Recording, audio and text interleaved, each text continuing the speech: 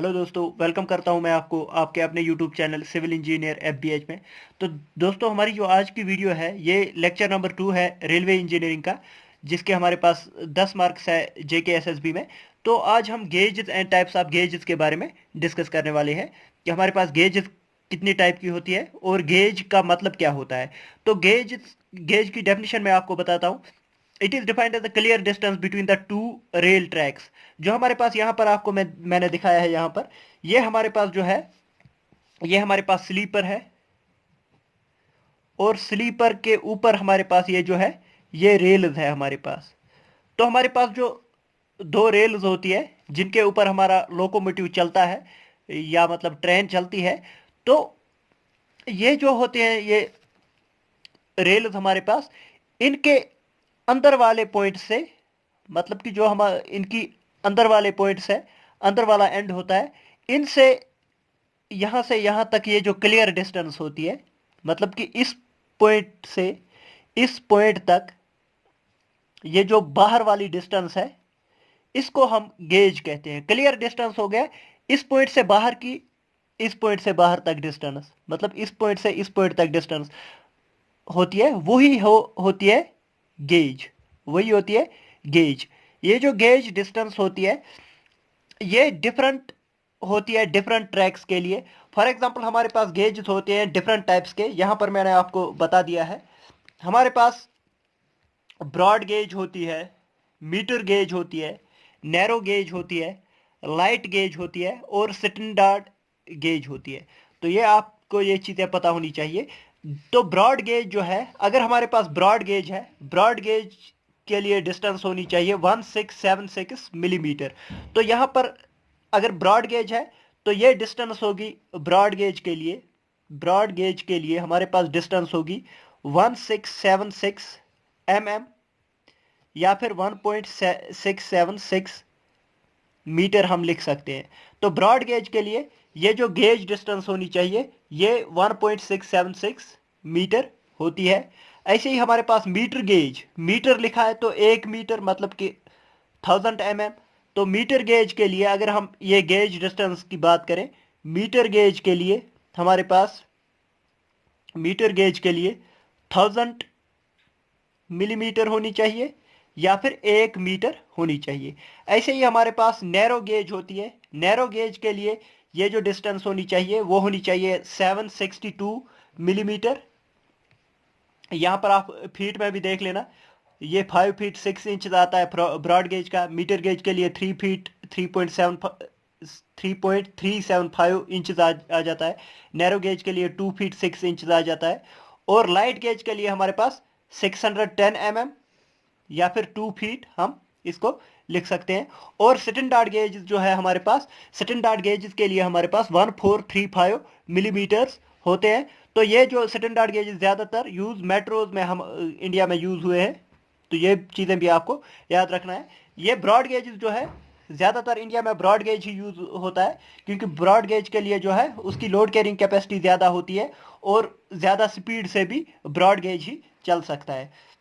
तो अब आ जाते हैं नेक्स्ट। नेक्स्ट है सिलेक्शन ऑफ गाजेस। ये जो गेजेस हमारे पास है, इन गेजेस को हम सेलेक्ट कैसे करेंगे कि कौन सा गेज हम कहां पर यूज करेंगे। तो उसके लिए होता है कॉस्ट ऑफ कंस्ट्रक्शन। आपको देखना है आपके प्रोजेक्ट के लिए कॉस्ट ऑफ कंस्ट्रक्शन क्या है, मतलब कि आपको कितने पैसे में ट्रैक बनाना है। तो उसके लिए होता है कॉस्ट ऑफ कंस्ट्रक्शन, मतलब कि जितना बड़ा गेज होगा, ये तो हमें पता ही है, जितना बड़ा गेज होगा उतना हमें ज़्यादा एरिया लेना पड़ेगा, लैंड कॉस्ट भी आ जाएगी और उतना बड़ा ट्रैक हमें बनाना पड़ेगा। मतलब कि cost of construction obviously broad gauge में ज़्यादा होगी, क्योंकि इसके लिए जो ट्रैक की विड्थ है वो ज़्यादा आ जाएगी। ऐसे ही आ जाते हैं नेक्स्ट। नेक्स्ट है volume and nature of traffic. Traffic कितना है और वॉल्यूम क्या है ट्रैफिक का, उस पर भी डिपेंड करता है कि हमारे पास जो है हम ब्रॉड गेज यूज़ करेंगे, मीटर गेज यूज़ करेंगे या फिर नैरो गेज यूज़ करेंगे। मतलब कि अगर आपको वॉल्यूम ऑफ ट्रैफिक बहुत ज़्यादा है तो आप ब्रॉड गेज यूज़ करेंगे, ताकि ज़्यादा लोग जो है एक ट्रेन में बैठ सकें। या फिर अगर आपको लोड कैरिंग कैपेसिटी ज़्यादा है, लोड मतलब कि ज़्यादा, मतलब कि ऐसी ऐसी जगहों से ट्रेन गुजरने वाली है। फॉर एग्जांपल ये जो पोर्ट्स है, सी पोर्ट्स है, या फिर कोई मैन एरियाज है जहां से आपको हेवी गुड्स ट्रांसपोर्ट करने हैं, तो वहां पर भी हम ब्रॉड गेज ही ज्यादा यूज करते हैं। तीसरा होता है डेवलपमेंट ऑफ एरियाज। अगर आपको छोटे छोटे एरियाज डेवलप करने हैं तो वहां पर आप छोटी गेज का यूज कर सकते हैं। फॉर एग्जांपल 1 मीटर वाली मीटर गेज का यूज कर सकते हैं। अगर आपको छोटे एरियाज डेवलप करने हैं, मतलब कि किसी मेन पर्पज के लिए आप यूज नहीं कर रहे हैं, कोई एरिया डेवलप करना है, तो उसके लिए आप छोटा गेज भी यूज कर सकते हैं। और चौथा होता है physical features of the area.